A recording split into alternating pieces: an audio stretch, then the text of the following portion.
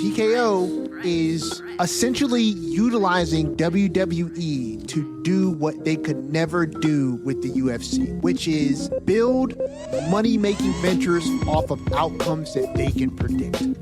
Oh, okay. He said he's a man-sized batch of walking cinnamon. It's what he called Sammy. Peak. Just, yeah. That is peak. Joe Tess, I think you just made the opening to the show. That's peak. I love that. Joe Tess is great, dude. Welcome to the Lariat Lounge. This is the home of smart takes, hard hits, and real talk.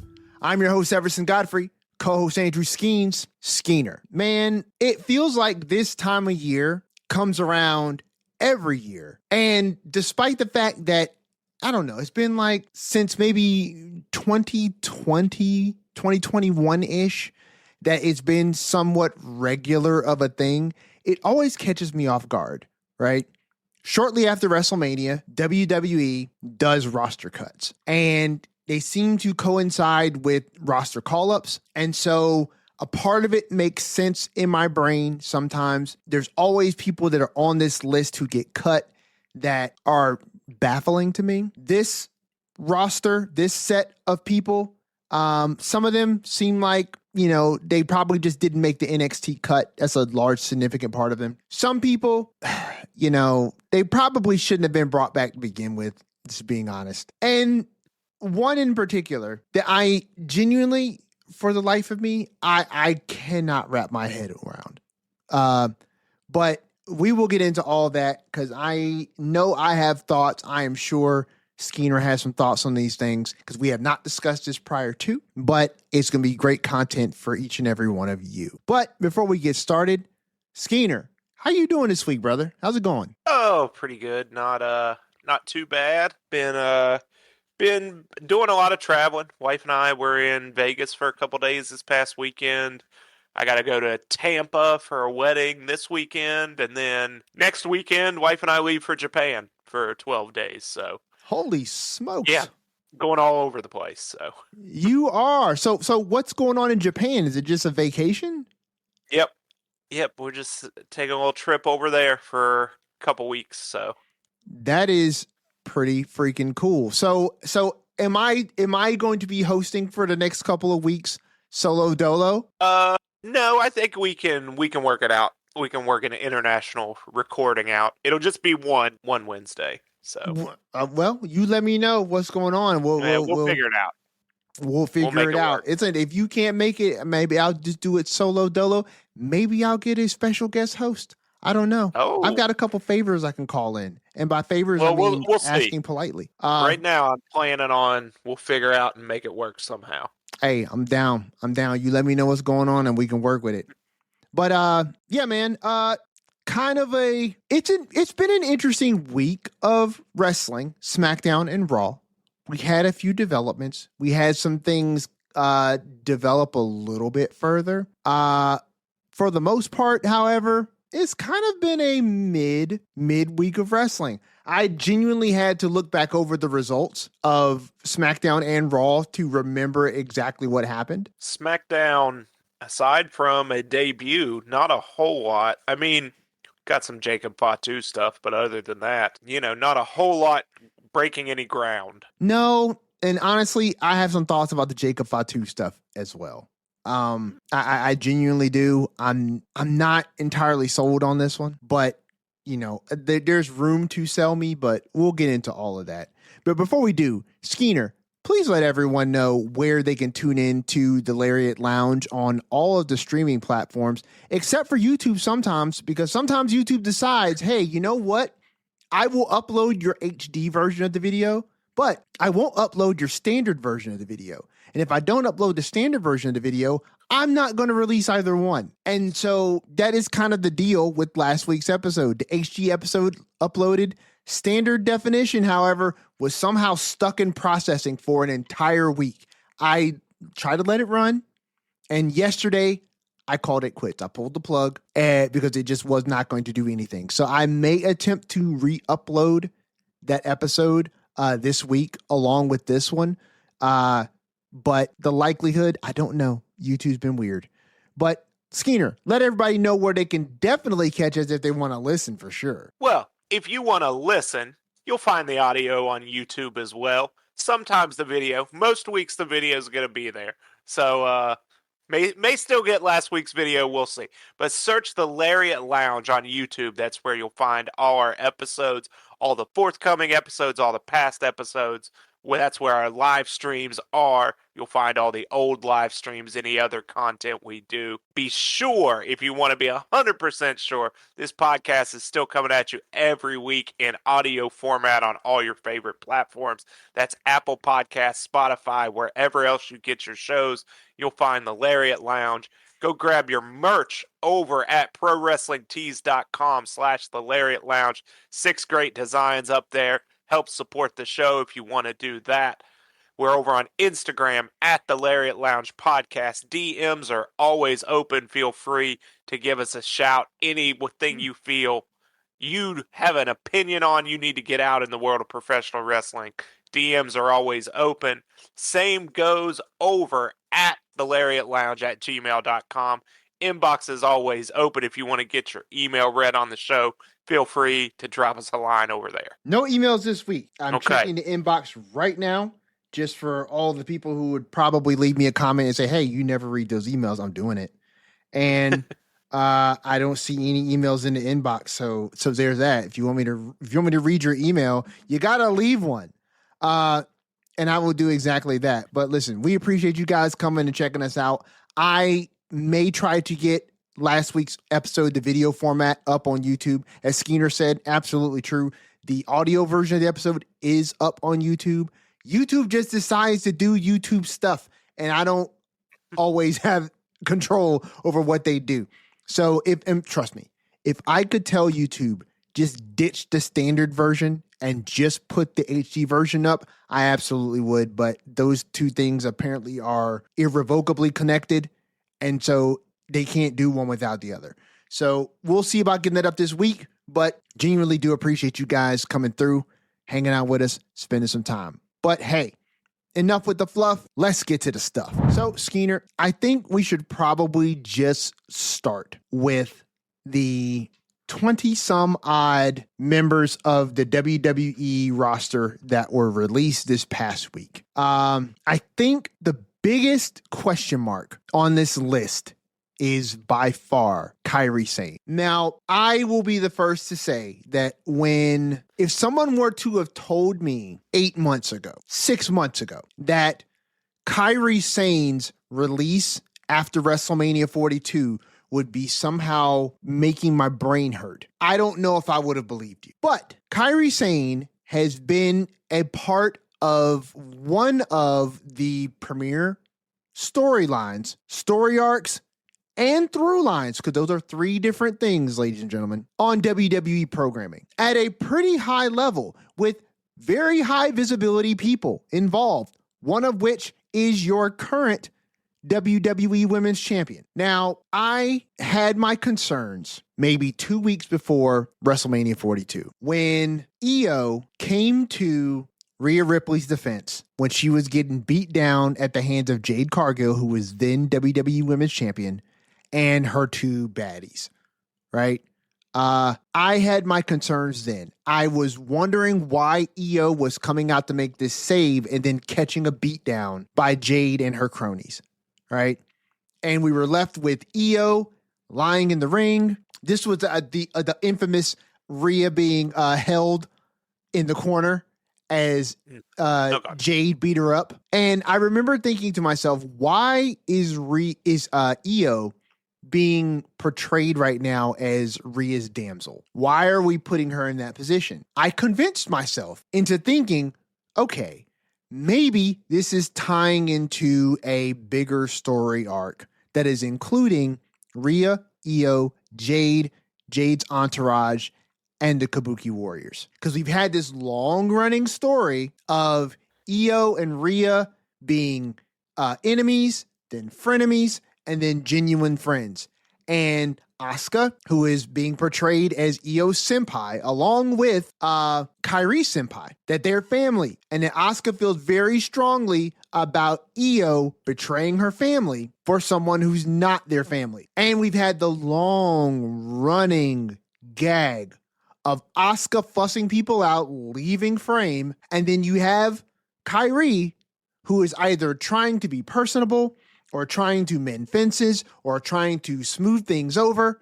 And then we get the Kairi off of screen and she jumps and she leaves. Everyone was banking on the idea that come WrestleMania 42, we were going to get some sort of conclusion to this, either with Io coming to Kairi's rescue or Kairi finally realizing that the abuse at Asuka's hands was not something she needed to endure and that she was going to break free from her chains and move away from Asuka. When this was left off of the 42 card entirely, I got a little concerned. When we talked at the prediction episode, Skeener, I genuinely thought that, okay, what we may try to do is bring Asuka and Kairi into the Jade Rhea feud because Io's in it. If we're not going to focus on the Kabuki Warriors, maybe they are going to be a part of this bigger story that they're telling.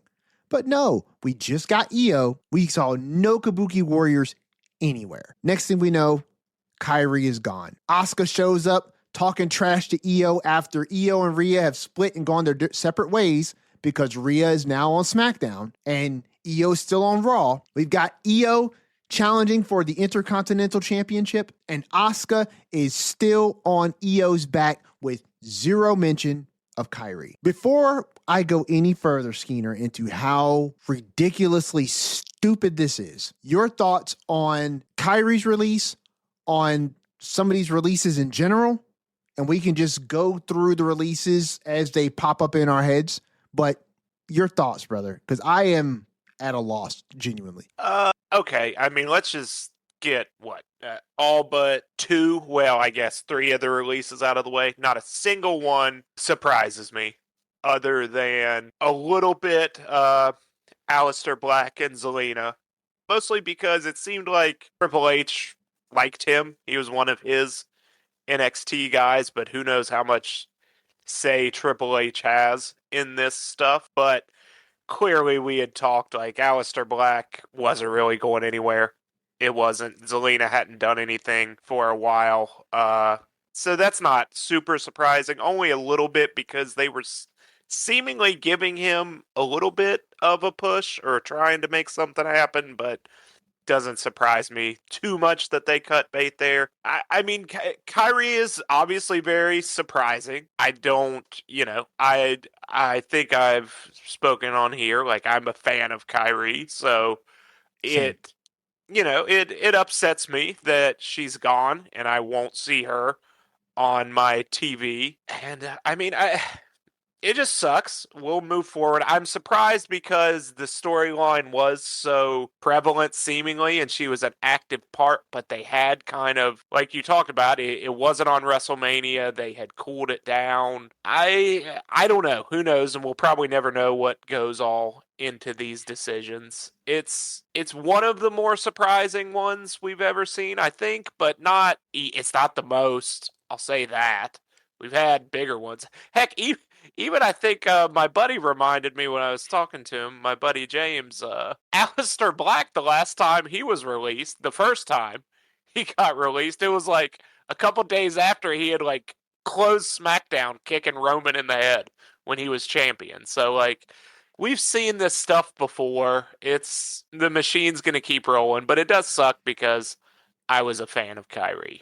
And that's kind of where I'll leave it. I'll say this, man. So I was thinking about this at work as I was shutting some things down for the day. No, this does not surprise me particularly because, we've kind of been conditioned into this mindset over the last, 5 or 6 years that right after WrestleMania, you get these cuts. There may be another cut during the year. I think what kind of is messing with me a little bit, Skeener, is yes, Aleister Black, that example you gave, where the first time he got cut, he closed the show kicking Roman in the head, right? And then the next week he was gone. I get it. Sometimes I wonder, though, who is in control of making these cuts? Do I feel like Aleister Black back in the day going into a seeming main event angle with Roman Reigns had any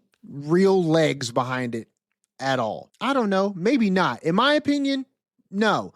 I don't think I was very interested in seeing that in the first place. Him getting cut at that time was odd because, yes, that was an angle that was being built on television and it went away, right? It begs the same question. But what I don't get is who is making the decisions with regards to who gets cut? Like, is this something that TKO hands down to Triple H and his squad and is like, hey, these are the people who we're cutting weight and, you know, do whatever you got to do to make the break happen, but this is when it's happening, right?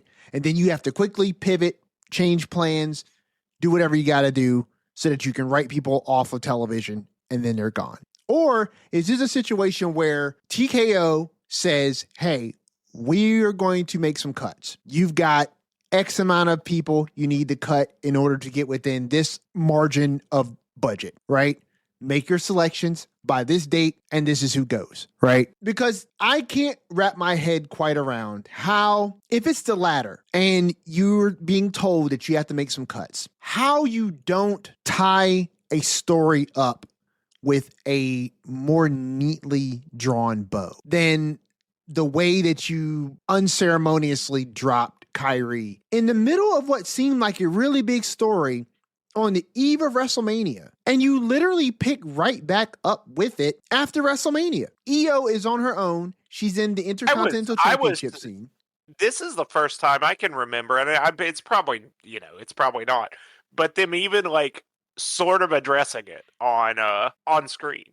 Did they? Like, cause during the pre-tape promo, Asuka said, I mean, she didn't say Kyrie, but she did say, and now I'm on my own because I don't want another Io. So she seemingly said, like, she addressed, like, I dropped Kyrie because I see what you did to me and I didn't want that to happen again. But the fact that they even did that was surprising to me. I didn't catch that. I didn't catch that. I did, and I was pretty surprised that they did. But I who knows what the situation is with these cuts are, and I don't think we'll ever know and figure it out unless someone Triple H eventually says Triple H would have to be the one to tell you who's deciding what, because I don't think anyone else knows. I don't think TKO is going to come out and say. But I mean, it sucks. It's part of the, it's part of the process that we don't like every year. I mean, honestly, I'm like morbidly thankful that, for better or worse, at least for me, there's only one person that got cut that I'm even the slightest kind of upset about. This is true. This is true because, listen, I am not. Some people may think this is mean, and to each their own. I respect your thought process. But if you listen to this podcast, this should not come as a surprise to you. Skeena and I are not the biggest fans of the Wyatt Six. So when I heard that the entire stable was cut, I was not surprised in the slightest, right? No. Part of me, however, looks at that and thinks to myself, the Wyatt Six got done better than Kyrie because at the least they got to close their story arc. You know what I'm saying? They got the lantern back and then they disappeared. Is it the best story? No, I'm not judging it on its veracity or the veracity of how good it is, but at least they got closure. At least their story got buttoned up.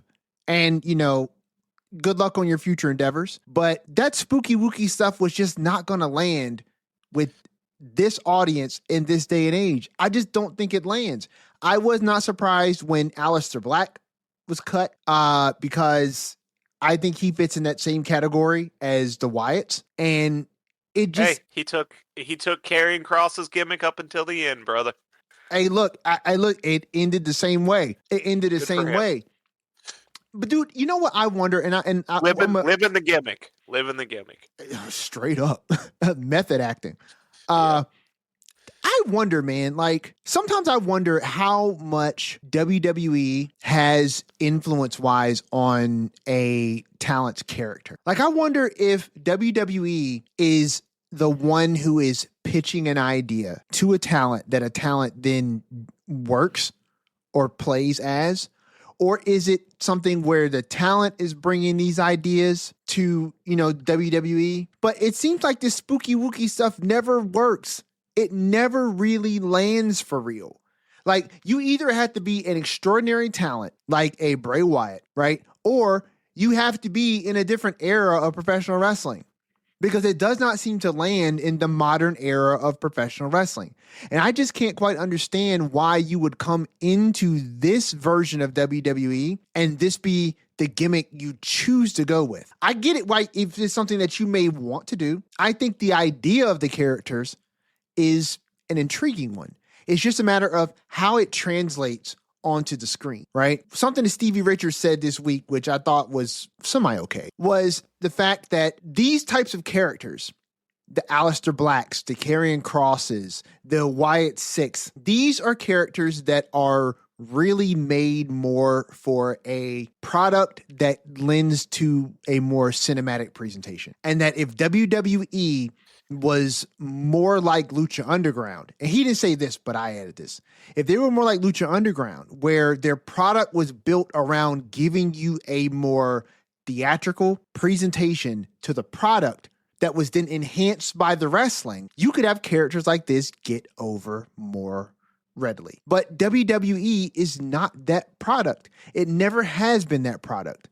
I would venture to say that The Undertaker, Kane, which are probably your two biggest examples of this working, are from a bygone era. They are from a bygone era whose character is bolstered by nostalgia, and that's why it landed and resonated as long as it did. You eventually saw both of those characters move away from some of the elements that were really spooky wooky about the characters, and it became more of a legacy act than anything. And you can sometimes pull that off if you're the person that's also the legacy that you're emulating. Yeah. You know what I'm saying? But the Wyatt Six, they were never Bray Wyatt. They were never going to be Bray Wyatt. And the second thing I will give Stevie Richards credit for, guys can clip that because I'm giving credit twice in one episode, is WWE booked themselves into such an unfavorable corner when they brought the Wyatt Six into the fold. Right? There was no coming back from the murder scene. You know what I'm saying? Like, there was no coming back from that. It feels like to me like they had that idea, which was a great visual and great debut, and then what were they going to do after that? You're already at the mountaintop. I'm going to be dead honest here. I don't think those people, those performers did not have the chops or were not put in a favorable enough situation to succeed with this. Like, that's a heavy burden to carry that they were never going to live up to. The legacy of Bray Wyatt and that debut. Agreed. So I 77.7% agree with what you said. The other 33.3% I feel like is on WWE. I think that you book them way too strong with that debut. And listen, I don't think I've ever stated that sentence together with regards to a debut that did not include wrestling. You know what I'm saying? But like, I'm sorry. What they portrayed in that debut was supposed to be viewed as worse than what Randy Orton did to Cody going into WrestleMania 42, and Cody still showed up. Cody showed up the next night after WrestleMania 42 with that freaking blueberry for an eye, right? He showed up. Matter of fact, they killed Chad Gable. They did. And then he came back and beat Bo Dallas afterwards. And it's like, that point, which was not mine, I'm giving credit where it's due. That moment right there was when WWE jumped the shark with the Wyatts. Now, you remember what they did with the Wyatts after they debuted Skeens? We talked a lot about it and we thought it was kind of cool. I don't remember exactly, but again, I know what we keep going back to and what I always go back to is the only time this had a chance for me is when they did those for a couple weeks. They had the backstage vignettes. That's what I'm talking about. And it was each of them talking about and like kind of acknowledging like, oh, I'm not actually this person. I realize I am a Bray Wyatt tribute act, essentially. Yes. And this is why. That's the only time it had a shot of working. And then it just stopped for some reason. And then it was purely a tribute act, essentially. Yeah. There was not much new ground being tread ever beyond that. There was nothing really that was their own at all. It was all what it was. I mean, it was all what it was. We were playing the hits. We were doing the Bray Wyatt stuff. And once that was what it was reduced to, I'm shocked it lasted as long as it did. Yeah. And either the act was going to die and all these performers were going to have to get a new direction, or what happened was going to happen. Oh, dude, I'm with you 1,000% there. And that's the point that I'm making, right? Is you can't start at a 10, right? With how you bring someone in like that and then ramp them down to a 2 with the momentum that they had when they were putting those videos out. Like, you deflate the audience too much. You set the expectation, the bar way too high, right? To then kind of backtrack it the way they did, even though it was interesting.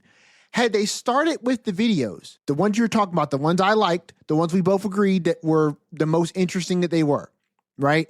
Had you started with that, instead of doing that debut, you start with these little vignettes where it just shows them backstage doing this video stuff, right? And then you bring them out and you present them in a similar way to how Bray presented himself before he started debuting The Fiend, right? Where he came out, he was talking to the crowd, he was himself, you know what I'm saying? And then it's like you build up to The Fiend making an in-ring debut, right?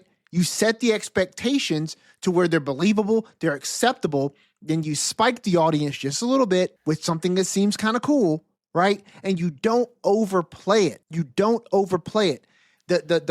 You're not going to get any mystery out of it because nobody believes that these people are supernatural, right? So you have to then build up the spectacle. The problem is they blew their load way too early. You know what I'm saying? They blew their load way too early, and now they have nothing left that could ever top that. You know what I mean? And it's like, that's all you had. When all you have is the gimmick, right? It's like, you've got to balance it right. And it seems like that debut was the most effort WWE was willing to put into a tribute for Bray Wyatt. You know what I mean? And once that was done, they had contractual obligations. And you know what I mean? And once they contractual obligations were met, the Wyatt Six were no longer a thing, which kind of sucks because it drugged the MFTs into like a year-long feud against the Wyatts, which kind of simmered them down a little bit.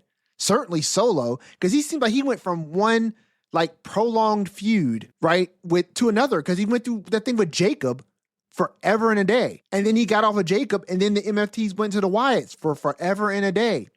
And now Solo is being utilized by Roman Reigns as a punchline against Jacob, where it's like, Solo has no power. Solo can't do nothing without my approval. And it's like, I mean, what does that do for Solo? What does that do for the MFTs? Everything was just drugged down into this Wyatt Six lower than mid-card vortex. And, you know, them being gone, hopefully that frees up the MFTs to possibly salvage some things outside of Tama Tonga and Solo, possibly. Because honestly, I don't know what you do with the rest of them. Tama Tonga he's got size on his side. So they can utilize that as a draw. But for the rest of them, I don't know. And as far as the rest of the releases, man, it's just a bunch of NXT folks.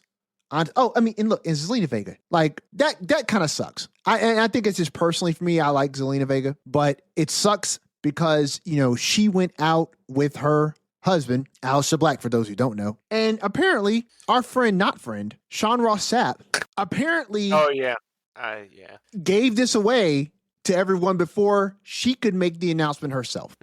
You know, so, you know, kudos to jack bags like that. Like, you know, you can't give people the dignity to release their own statements on their release before you go blabbering it out to everyone, because the need to be first exceeds the need to be decent to people. But, you know what you get from the dirt sheets. If you know, you know. And, you know, these people, Sean Ross Sapp, Dave Meltzer, all these folks. I mean, tact is not something that they're known for. So it is what it is. But I hope there's no more releases to come. Motor City Machine Guns. Listen, guys, I thought they were boring. It just never worked. It never landed for me. Alba Fire never got a freaking chance. No, I thought she did great stuff with Chelsea, but again. Yeah, she never got a chance. Yeah. I think maybe she could have done something good. You know what I'm saying? But she never really got a chance. She got called up from NXT, went right into the Secret Service. You know what I mean? No, I mean, she was good with. I liked her tag team. Yeah, her name was escaping me. I actually liked there. I liked too. Fire and Dawn. What happened to Isla Dawn? Did she get injured? Cut her. I don't know. They cut her ass a while ago. I didn't even remember that. She's gone. Yeah, but that makes sense. She was gone, and they kept Alba, and then that's when Alba got into the Secret Service, and then But again, I get a lot of it is like it's call up time. We're making room if there's only so much time. So true. I mean, look, and why bring certain people back? Why bring Santos Escobar back? Like, I don't know. Why bring him back if you're never going to use him? Now, I saw him on AAA a couple times, but he's gone from the company now. So yeah, and I don't know how this stuff works. Like, could they sign him back, or AAA signs him back, or who knows? I guess we'll find out in the near future. Yeah, that's actually a good question, Skeena. Like, is the AAA roster, like, technically, are they part of the WWE roster, or do they have their own department that does signings? Yeah, who knows how it works, internally. Apollo Crews, why? I mean, that's not surprising. I was always shocked to learn he was still employed. Yes. It was more shocking to me that he was still employed. Yeah. I mean, I knew because I like periodically wonder and check, but I think he made it longer than even he could have dreamed. Agreed. Last time I saw him, he was hanging out backstage with what's his face? He's not Zack Ryder anymore. Cardona, yeah. You say that, and I still don't know if I believe it. You said that a couple weeks ago, and I don't remember it. So what? Him and Matt Cardona hanging out backstage? Oh, dude, that's all. Again, you say that, but I don't remember it. Well, listen, that was his last. It was his last sighting on WWE programming. Was hanging out backstage with Matt Cardona. I can't remember what they were doing, but they were doing. They weren't wrestling. Which listen, I'm gonna go ahead and say Matt Cardona better be breathing a sigh of relief. Boy, hey, listen, you took part of the words out of my mouth, Skeena, because I was about to say Matt Cardona, but I was about to say Matt Cardona better watch his back because I think he's got at least a year, but maybe this is true. This is true. I don't think he will outlast his wife again. No, he's not as good as his wife. No, he's not. So he's not. Just stating obvious here. Yeah. So SmackDown. So I'm going back through this list here for the results. Why in the world was Randy Orton not on this show? Good question. Why did he punt Cody Rhodes and now he's out? This is a very good question. This is a very good question. So and Cody gets to talk his shit. Yeah. Randy. I'm about to say that was just Cody in this segment, wasn't it? Yeah, that's what kind of annoyed me on SmackDown is I get Cody needs to talk his shit like he's the champ. We need him out there after, but no Randy Orton in any respect was a disappointment for sure. I don't even think I remember Cody. Could we have not gotten a video package or anything? Like something from Randy. I would have loved that reference. I would have loved the reference because to my knowledge, I don't even think Cody directly referenced Randy. He did not, I don't think. No, I think he did the what's it? The hard to beat promo. I'm easy to find and hard to beat. Hard to beat. And told the people meddling in his WrestleMania plans that they are now 0-3. Yeah, I mean, listen, if they go into some other stuff that kind of gets into some backstage dealings and weave some things in, I'm sure that will be interesting. But I, like you, am genuinely sitting here scratching my head, wondering where any real follow-up is with Cody and Randy, from WrestleMania 42. It genuinely for a moment, it kind of felt like an afterthought. Yeah. Like, you know what I'm saying? I don't know what that was about. Maybe, I don't know. Maybe it just wasn't on Randy's schedule and having to pivot away from the Pat McAfee stuff, like, screwed something up. I don't know. I'm searching for reasons. But Did you ever watch that video I sent you? No, not yet. It's been. So I'm not gonna. Oh, you're talking about the TKO ruining WWE on purpose. Oh, is that what the gist of it is? The WrestleFun video, is that what you're talking about? No, Yes. I have not yet. So yeah, pretty much that's kind of what they're diving into in that video is TKO's holdings, what it is that WrestleMania 42 turned into. It dove into the CM Punk promo. It dove into some of Cody's promos. It dove into Pat McAfee's involvement, his connection to Ari Emanuel. It tied in Pat McAfee's movie that's coming out on Netflix and how all of these things are kind of connected in a way that derails a story that is so many years in the making, right? With so many well-oiled moving parts that it begs the question of who is really calling the shots for WWE's programming when it comes down to big decisions like this. If this was not in the hands of creative to where like Pat McAfee is being involved in this story, what hope do we have for the future when it comes to big story developments reaching their natural conclusion on a regular basis and not have it be TKO's decision to make a particular type of change? I thought it was just really interesting how they laid some things out there and how they positioned CM Punk and CM Punk's usage with regards to his promo that he gave. When was this? This was before WrestleMania. It was the promo he did where he kind of came to the ring. He tossed the belt into the ring. It was kind of his 2 weeks before Mania. It was a real shoot promo that he gave. I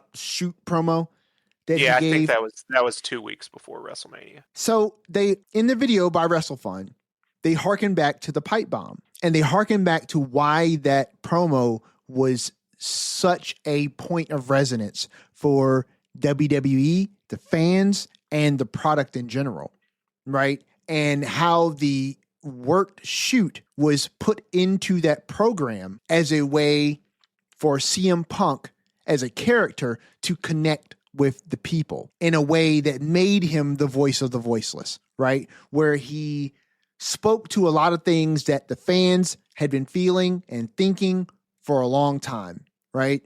And how if you juxtapose that with this promo, if this was like the pipe bomb, something that was curated by Punk along with the approval of WWE to go out here and say, right, WWE are essentially using a character that is beloved by the fans as a pressure valve for the decisions that they make that the audience does not agree with. And they also position that if you look at that point that's being made that I just laid out there, right, with what the results are after the fact, it makes a whole lot more sense, right? Fans have their grievances. Their voices get really loud. Then you send a beloved face out there to release the pressure from the pipes. People feel heard. They feel like their voices are being spoken to, and then they tune right back in the following week, right? They pay for the tickets still.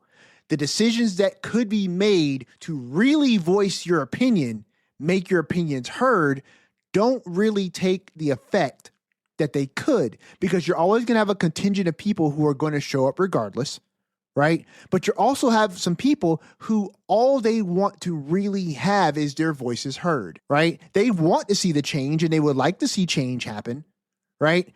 But if you release the pressure just a little bit, you give just an inch, people will feel like the ball is moving. Let me stick around and see what happens next. Sticking around still means you're paying for tickets. It still means you're watching the product. It still means you're participating in the way that the company expects you to do so. And in this, the company has no impetus to change. All they do is continue to keep their ball rolling and understand that all they have to do is periodically release the pressure to give people a sense that they're being heard. And if you believe that, then you also then have to look at how they're utilizing some of your favorite superstars. Is CM Punk truly the voice of the voiceless? Are his opinions genuinely his own? And if they are, is WWE utilizing this with his knowledge to alleviate fan stress to keep the product moving forward? It was such an interesting think piece, and it was preceded by like 2 other videos that really broke down the Randy Orton character, Cody Rhodes' character as someone who is perpetually in need of finishing the story, as a hero who has to have a battle to win, right? And then you build this story up, and then you follow it with this video. It is a really, really awesome 90 minutes. If you watch all 3 videos, it's really awesome. This is not a promo for WrestleFun, but if you guys want to get some interesting deep dive into story beats, lore of characters, particularly Randy Orton, watch these videos from WrestleFun. It is really awesome. But it speaks to what we were talking about though, right? Which is Cody comes out here and we barely get a mention of Randy. All of this story that's been building into this feud, and we barely get a mention of it. And last week, he's talking to Punk about championship opportunities. I tried to tie it in last week to maybe we do some kind of triple threat, and we could still get there. You know what I mean? We still have weeks before the next PLE, and SummerSlam isn't in until August. So we've got time. But we didn't see CM Punk either this week. We did right? not. We haven't seen CM Punk since our last episode, so. Nope. We didn't get any CM Punk either. But, I mean, Skeeter, do you have any thoughts on any that I just laid out well, there? It's a little bit of it makes sense. I don't want to dismiss the possibility, but I myself cannot subscribe to such a pessimistic view because I cannot resign myself to the sadness of it. You know what I mean? Sure. I'm going to choose to believe, maybe foolishly, that is not the case, essentially, and that I'm hoping that, and we spoke about it, and I think when we first talked about ticket prices and Mania tickets not selling, I think, or at least I hope, TKO and some of the decision makers that we're referencing and are being referenced in promos realize they kind of fucked stuff up this year. And maybe it takes making that mistake to figure out, okay, this works better maybe when we don't meddle so much, because we saw what it was before and saw those dollar signs, and then we got a little too involved and we see the money and the attendance and all that went down, so maybe we don't need to do this. Maybe we just let the people that know this figure it out. Now, I will say this, and, you know, I hate to be the person who takes a pin to a balloon, but WrestleFun also spoke about that. And apparently, if this is true, Las Vegas itself had a lot to do with why WWE reversed course on a couple of things that they were hell-bent on doing, right? So, as we all remember, there was this blackout that was in Vegas where any venue that was within a certain mile radius of WrestleMania was not allowed to show WrestleMania at their venue, right? And the ticket pricing was what the ticket pricing was, right? So apparently Las Vegas brought some claims up against WWE, and that they had paid X amount of millions of dollars, right, in order to acquire the revenue that was going to come from an event like this, right? Which is essentially what you think about when cities bid on these big events, right?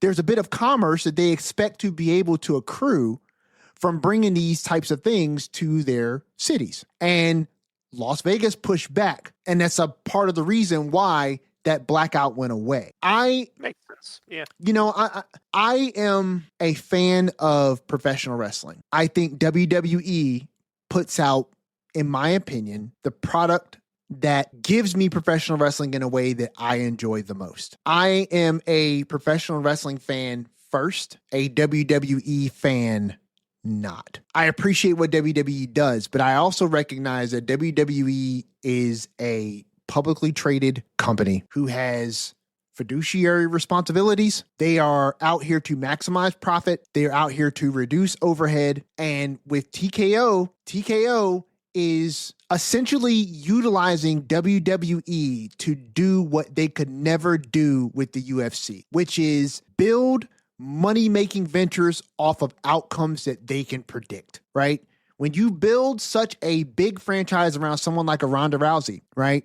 And then Ronda Rousey gets knocked out twice, right? And then the mystique is gone, right? Well, then what do you do with the product that you've built? It's the only failing that UFC has that TKO could not account for. But then when you bring on WWE, which is a combat-adjacent entertainment form, right? Where the outcomes are scripted. Well, now you can do what you could not do with UFC. And you can take some of your products from UFC that may have fallen on some hard times, whether that is a loss, whether that is a lack of popularity, and you can funnel them into WWE and you can continue to make money off of this product. I can't tell you all what it is I do for a living. I cannot tell you where it is that I work for a living, okay? Because national security stuff, okay? But what I can tell you is when you're dealing with apparatus that are major corporations and major businesses, right? You can throw a lot of the aspects of decency, the aspects of consideration for the moral things that move us as individuals out the window. Because once you get high enough in that penthouse, they don't give a damn about any of that. I think that's what makes sometimes these cuts suck, because these people are just lines on a sheet. And so does it surprise me if I were to ever find out that TKO is only making major money moves, that the reason that they're doing these things is because they want to make money, that things get pulled back, not because they learned their lesson, but because it's not financially making them a profit to possibly get sued to the tune of millions and millions of dollars for making a decision because they were trying to make more money. And let's be perfectly clear, they were blacking out all those venues because they were trying to lock in the amount of money that they could make, because their ticket pricing, their aggressive strategy for those ticket pricing, they modeled after UFC, and it was not working because for all of Vince McMahon's failings, Vince McMahon priced the market for families. He wanted to make the product accessible to the everyday person. TKO don't care nothing about the everyday person. They're trying to make the most money that they possibly can. That aggressive pricing strategy made those ticket sales not move the way they wanted. And so they shut off all the venues that were going to possibly show WrestleMania that people were going to come in and pay to go to and not go to their show because they wanted to drive people to their own product. It makes business sense, but it did not work out the way they wanted it to, right? But I would be slow, in my opinion, to attribute that to their better angels and attribute it more to the fact that that spreadsheet was going to show a loss. You know what I mean? And it was going to show a loss. Well, which is what I'm doing too. Yeah. I'm hoping they realize they made shitty decisions that cost them money.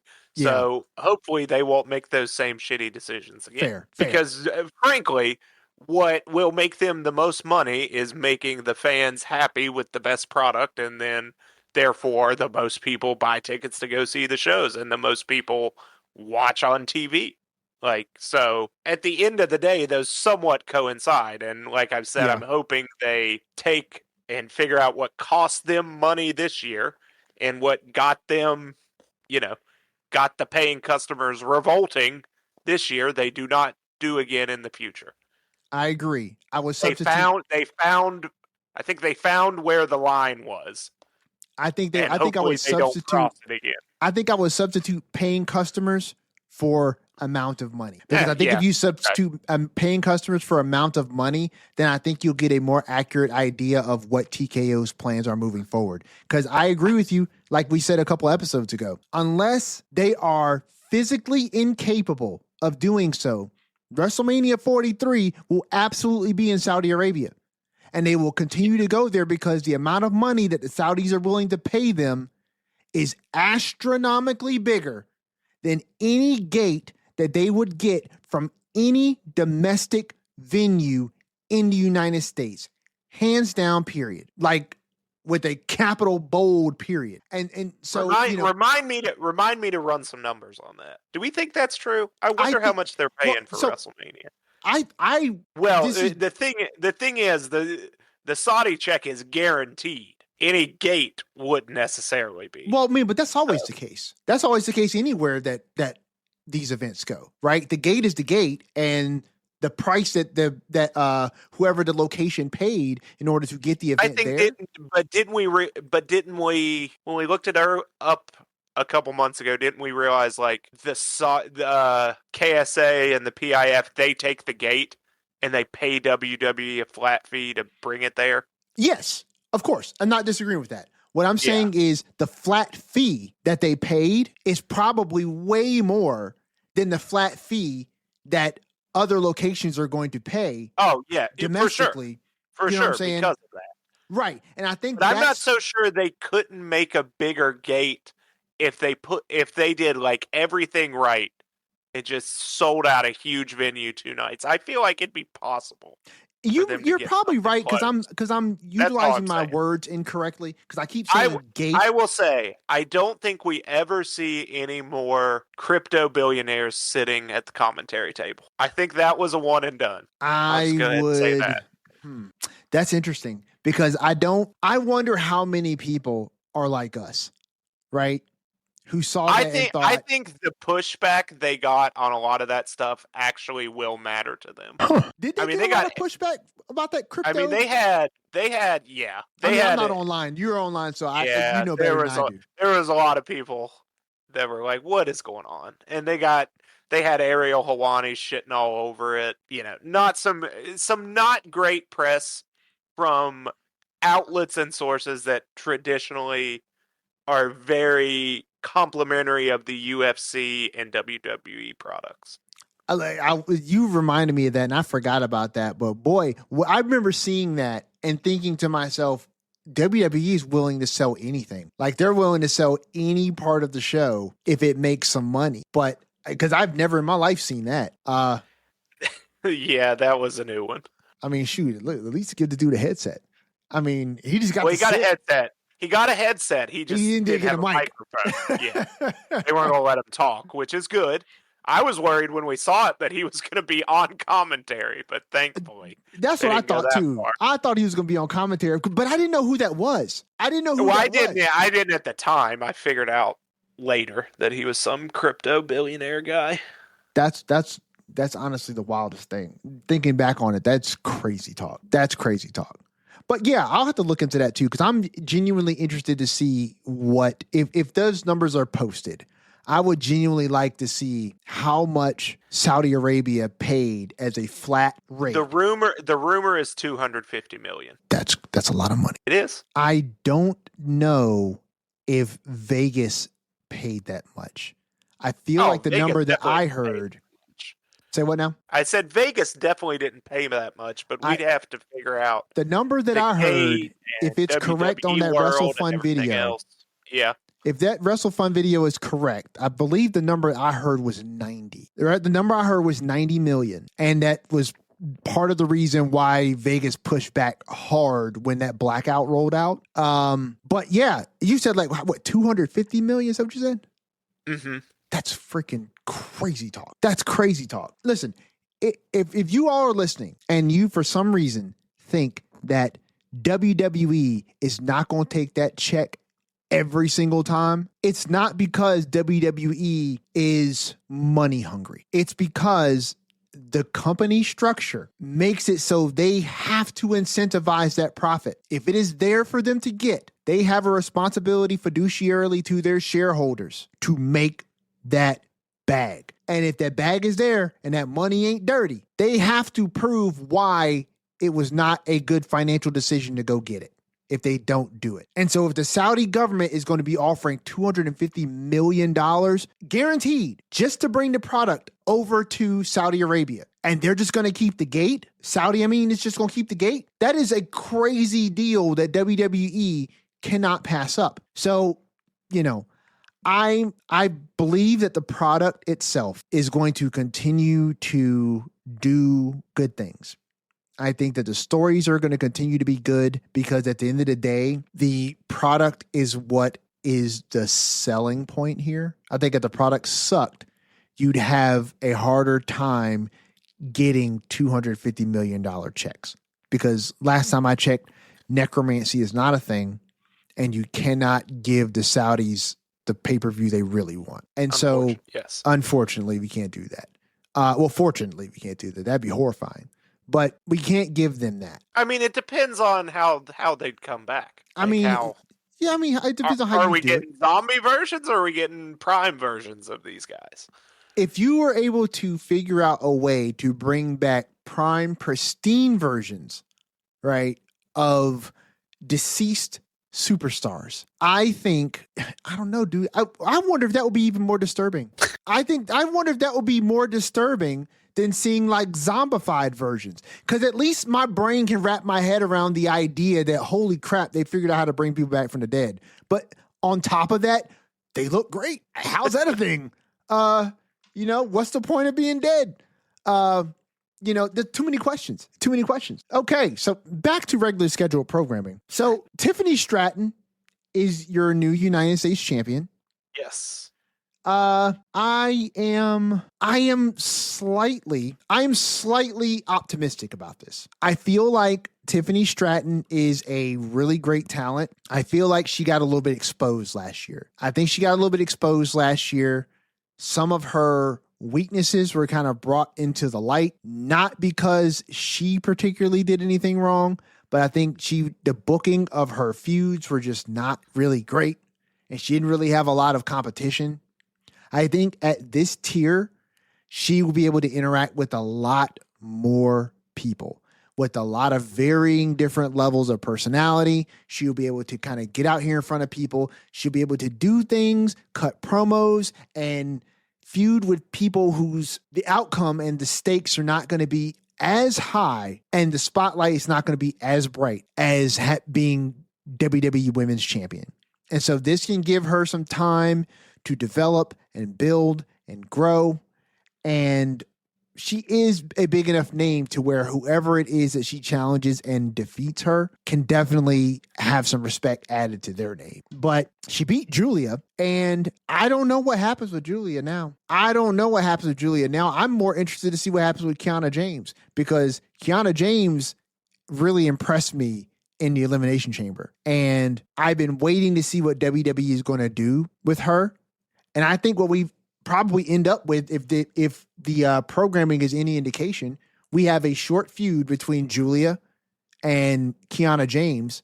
Maybe it blows off at Backlash, and then Kiana James goes her separate way, and they try to do something with her, and wherever Julia ends up is where Julia ends up. Well, Julia is still employed as of today, so true. I knew that. I thought we were watching that carefully after Friday's result. So yeah, I mean, look, I think Tiffany will be fine with this title. I'm not thinking she's going to make this title. I mean, we'll see where it goes. They really have not done much at all with this title. The only time it was even worth anything to me was the times where we're like, oh, look, it's nice Chelsea Green has a title. It's nice that Zelina has a title. Beyond that, it has never had much value at all to me. And they really need someone to make this title like Becky has for the women's Intercontinental title. That's right. And like our OTC told us, like, it's not the title that makes the performer, it's the performer that makes the title. And they desperately need someone to do that. And we'll see if Tiffany can do that.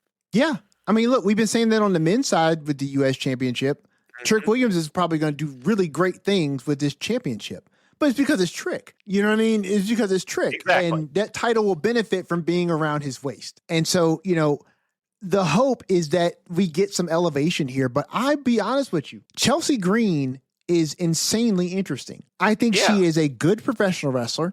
I think she is a great character. I think she's very magnetic. I think the fans are behind her. And I think WWE like her. It begs the question for me, and I hope this is the case. I genuinely hope this is the case. I'm hoping that 2026 will be a year that we see Chelsea Green move into a main event scene. I think that the woman is due. I think she did a great job being the inaugural United States champion. She's clearly, in my opinion, been the most interesting U.S. champion that we had. Yeah, by far. You know what I mean? She did really great work in AAA as the mixed tag team champ. And I think that aside from this injury that she's had, right, that's been the only low point for her in 2026. So I think when she gets cleared, she's not with Alba Fire anymore. Maybe WWE can position her to do something that is above the Women's United States Championship. Now, do we think Piper stays with her if and when she comes back? If it was me, I wouldn't. I wouldn't do it. I think if you're going to do something, we do need Dewdrop back. Dewdrop. I don't think we should ever bring Dewdrop back. I don't think we ever bring that back.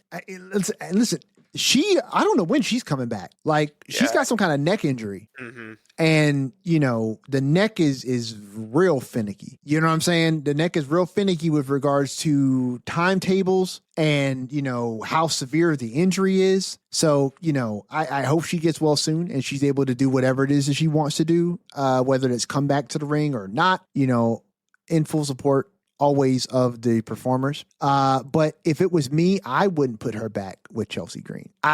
Just for me, there is something in a fresh, clean presentation. And I think presenting Chelsea Green on her own in a main event scene, whether it is you keep her on SmackDown and she is in something that is orbiting Rhea Ripley, or you send her over to Raw, which is what I would do. Send her over to Raw and put her in something where she can go up against Liv. That's what I would do with Chelsea Green. Like, just really take a shot on her. Give her the Jey Uso treatment. You know what I mean? And it's like, give her a solid year and and strap the rocket to her and see where she can carry it. Because she's clearly somebody who connects with the fans and the fans love her, right? She's got a great look. She's great in the ring. It's like, why would you not pull the trigger on her? You pulled the trigger on Stephanie Vaquer, which, where she goes from this, I don't know, because she's been written off television for a little while at least. Yeah, seems like, the dirt sheets were saying she had some sort of injury going into WrestleMania. I didn't look too far into it, but I'm not sure what they're doing with her. But yeah, we desperately need Chelsea Green back and active. I think so, at least. Oh, I agree wholeheartedly. So let's talk the fatal influence of SmackDown. Yes. So we got our wish. JC Jane gets called up. She gets called up with her entire crew. Yeah, I was a little surprised about that, but I was too. And the crowd, I don't know if they just either they know who she is and didn't like her, or they did not, or they were just going to boo the person who was going up against newly crowned Rhea Ripley. And they had them screw with Paige and Rhea. So if they wanted someone to get booed, that's what they needed to do. Yeah, if you wanted to set someone squarely in the heel position, they nailed it, because boy, if those boos were not deafening, they were deafening. And honestly, I felt a little bad. I felt a little bad, because you remember months and months ago when we were talking about Charlotte, and I was telling you about how you can tell when someone doesn't particularly know sometimes how to handle the boos. I kind of felt that with JC. I think she handled it fine, but I don't know if she was used to getting booed that much, that loudly, by that many people. Which time are you talking about? The tag match or the Rhea match? So wait a minute. Hold on. So Fatal Influence, they didn't wrestle Rhea. They just had that segment with Rhea in the ring. And then they attacked the tag teams, right? They attacked did they wrestle, who did they wrestle? Charlotte and Alexa? No. So Charlotte and Alexa were wrestling Paige and Nikki. Right. And earlier in the show. Right. And Fatal, then JC comes out, and I think it was Paige she pulled from the apron, and then Laney and Fallon Henley came in and cleared the ring, and that's how Fatal Influence debuted. And then JC wrestled Rhea later in the night. Oh, I forgot about that. And then in the end, the disqualification. Rhea came out for her promo, yeah, and Fatal Influence came out and interrupted, and then Nick Aldis came out and made the match, and then as Rhea was about to win, Fatal Influence came in. So what I was talking about was, because I forgot she wrestled Rhea in 1-on-1. Yeah. I was talking about the promo battle between JC and Rhea prior to their 1-on-1. Listen, she was getting Dom levels of booze. Yeah, I mean, people love Rhea, so. Yes, they do. Yes, they do. But I will say this, if you're trying to get someone over as a heel, if you're trying to make the fans know, hey, these are the bad guys that we want you to boo, they did exactly that. You're not going to confuse Fatal Influence with being the good guys. However, I do believe this does set the stage for fans to do what fans always do, which is if you tell me that these are the bad guys and I'm supposed to boo for them, I'm eventually going to start cheering for them because that's just what we do. And you're going to make bigger stars out of Fatal Influence. And that's why it didn't bother me too much, because they're new to the roster. They're getting these kind of boos. The reaction is super strong. And the fans are responding the way that the fans are supposed to respond in this situation. And so it's going to make for a good intermediary feud between Charlotte and Alexa, probably the tag champs, and Fallon Henley and what's the other girl's name? Laney Reed. And Laney Reed. And then you'll get a 1-on-1 probably between Rhea and JC, which I wonder, are they going to go into she lost via DQ. So I mean, if JC comes right up to the main roster and goes into a feud with Rhea. Yeah, it seems like Fatal Influence is going to be a big player all through the division. You said the tag, and then seemingly, it's going to be JC and Rhea. I'm not mad at that at all. Like, this is what we asked for, right? An infusion into this division, right? A shot in the arm. And this is exactly that. Bringing up, I think, another stable helps, because you've got another stable, which I assume we're still considering Jade and B-Fab and Michin a stable. I would think so. So they've got competition there. They've got the tag team. They've got Rhea. It seems like they've done what we've asked, and the SmackDown women's scene throughout the card has gotten kind of a boost of energy into it. I wonder if this is it. Like, are we getting Blake Monroe was announced. Was that on SmackDown or was that on Raw? Don't remember. I would think that'd be on SmackDown. They got the extra hour to fill, and they're the ones who. Well, I did see a report that Blake Monroe's going to be on Raw. Okay. I believe. Okay. And I'm not sure. But then I also saw a dirt sheet report that SmackDown's going to go back to 2 hours, which, fingers crossed, I would enjoy. Yeah, that would be great. SmackDown is becoming laborious in a lot of ways. It is. That 3 hours is rough. It always has been. Yeah, I wonder whose call that was. Was that USA's call, or who knows? Who knows? I wonder if they're going to stay on USA. That contract can't have too many years left on it still, and I don't see why they wouldn't go to Netflix. You know what I'm saying? It's already showing on Netflix everywhere else in the world. Yeah, I doubt WWE leaves TV entirely in the U.S., or at least leaves, traditional TV. I did see, didn't the CW just got the rights to the NXT PLEs? Did they really? Mm-hmm. So if someone wants to watch NXT PLEs, they're going to have to now get the CW app. In the U.S., I would think so, yes. Well, listen, guys. Now, they may go up somewhere else. I don't know. I didn't look too much into it. Yeah. To be honest, so a couple things to touch on real quick on Raw. Was there anything else? I mean, not Raw. One thing on SmackDown. Oh, yeah, okay. Then I was going to. So what would you want to touch on? Go ahead. Well, I was going to say, so we get we get a couple Danhausen segments. We got Yes. the pre-tape of him going to Miz's house, right? Yes, we did. He showed up at the Miz's house after he's already cursed his home, and yeah, I thought that was a good one. Then Agreed. we get another Danhausen match, which I am not necessarily opposed to, but I think we need to keep that sparing. I agree. Because there's only so many beats you can do in a Danhausen match if this is how he's being portrayed. Like, he gets beat up, he curses him, something happens, he wins via curse shenanigans. Yes. I think if we overplay that, we run the risk of, not that I'm not loving it, but there's only so many ways we can do. I think he needs to wrestle not a lot. I agree. I'm just hoping we don't go into too much Danhausen wrestling. But I agree.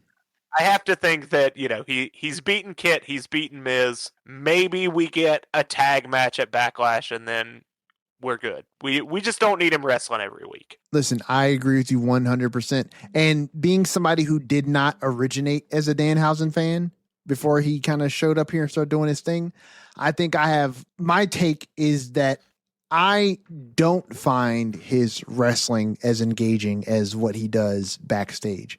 And so I definitely feel like Danhausen is going to be a solid comedy act for WWE, as acts have been in the past, which is a valuable spot in my opinion. And I think that for this character in particular, I think you're right. I think it serves him way better if we see less of him in the ring. And because that sphere of wrestlers in the mid card is going to at times be full of people, and then at times it may not. It may be a little sparse. Keep his interaction with these people in the ring to a big payoff moment, right? Where Danhausen comes in the ring, he gets to do his Danhausen shenanigans, cursing people, weighing how many pounds he weighed. Miz couldn't even hold his weight, and I thought that was really fun. But yeah, there's only but so much runway you've got with something like that before the gag is overblown and the jig is up and people don't respond to it the same way. So yeah, I agree. Keep that sparing. The fact we've got him twice in 30 days, 40 days is I don't know, it's a little much. It's a little much. I think it should pull back just a little bit. Yeah. Love the Danhausen mobile though. Yeah. I do like that addition to the gimmick. Yeah. Did he not have that before? No. This is it debuted at Mania, and yeah. Interesting. I don't know anything about Danhausen, so that's I always thought that was part of his thing, but his little Danhausen casket mobile. Yeah, I like it too. So Trick Williams has his U.S. title celebration, spoiled by the gingerbread man, who is apparently a nesting doll for another gingerbread man. And, it's Sami Zayn underneath the hood. I'm trying to remember what Joe Tessitore said. I'm not going to remember it. It ended with Sammy is something cinnamon. I'll try to find the quote. I know this is not great. A great description of it. Look, Joe Test's timing is really good. Like when that man is he's been so much better on WWE than I thought. And I've just been wary because sometimes the traditional sports people coming over to WWE don't fit as well. Yeah. But he has been awesome. Joe Test has been great, and I have thoroughly enjoyed him. He is currently seated next to Wade Barrett. They are a great combo. Oh, okay. He said he's a man-sized batch of walking cinnamon. Is what he called Sammy. Peak. Which is that is peak. Joe Test, I think you just made the opening to the show. That's peak. I love that. Joe Test is great, dude. I think he's great. He really is. He's really great in his role. But yeah, so I guess we're obviously not done with Sami Zayn and Trick Williams. At some point, I'm assuming we're going to get Carmelo Hayes back in this mix because he's already kind of called the shot. And so unless we have pivoted somehow away from Carmelo, I think we're going to get him introduced into this sometime soon. Likely not going into another one-on-one between Trick and Sammy, but we'll see. And now we get to the Jacob Fatu of everything. Mm-hmm. So Who opened and closed SmackDown. yes, he did, and proceeded to defeat Solo Sikoa, and then systematically run through the rest of MFT. Skeener, I am on the fence because I like Jacob, and I do believe that Jacob is uber talented, and I think they've got a star on their hands. What concerns me about what he's doing right now, or more specifically, what WWE is booking for Jacob, it seems like it's a lose-lose. Like unless what they have planned for him post Roman is substantial in some kind of way, there's no way on God's green earth that Jacob is beating Roman for that title at Backlash. Like, am I smoking something funny? No, I mean, I don't think he is. No, I don't think he is either. And so for me, it's kind of like, all right, this is a very interesting way to bring Jacob into the main event picture. The story is fine so far. It's got some strong bloodline ties to it. I think I think Jimmy and Jay are doing incredible work right now. Mm-hmm. I think they're doing really great work right now. And I'm going to go ahead and say it. It feels good to see Roman coming out to head of the table again. Mm-hmm. Like I head of the table is just the jam for him. And when he came out this past week on Raw to head of the table, it felt good. It felt good. So I think that the story is going to be interesting enough, where we go with it. And Jacob is certainly not backing down from Roman whatsoever. What was that? A Tongan death grip? On Monday, yes. On Monday that he hit him with? Mm-hmm. I mean, listen, it's going to be an interesting match at Backlash. It seems like we played a decent amount of our cards. What we add to it at this point, I don't know. But the idea that Jacob beats consequences. So it's getting at. And that's what was that stated that like if Jacob loses, the consequences are going to be that he acknowledges him. I mean, that was just what Jay that was in the opening to Monday. Yeah. Oh, when they did the pre-tape. Jay said there's got to be consequences for disrespecting the tribal chief. Now I wonder, are those consequences something that is going to be enacted, or is it going to be just a match? Like I think we'll have to see. We will. We'll have to see. But I mean, your thoughts on this feud so far? So I'm really enjoying it. I thought the opening to SmackDown was great, especially off what we got on Raw last week, which was essentially Roman saying, I want you to take a week and think about this because I don't think this is in your best interest. I mean, obviously we all knew Jacob was not going to back down from the challenge, but seeing both the Usos and then Solo come out and try to sell, essentially give their pitch to Jacob, I really liked that. And then Jacob just did what he does best, which is turn up the intensity. I mean, people are back into Jacob as much as they were before he got injured, and it unfortunately kind of cooled him down. Yeah, the catchphrases are over. The crowd's into it, so that's really great.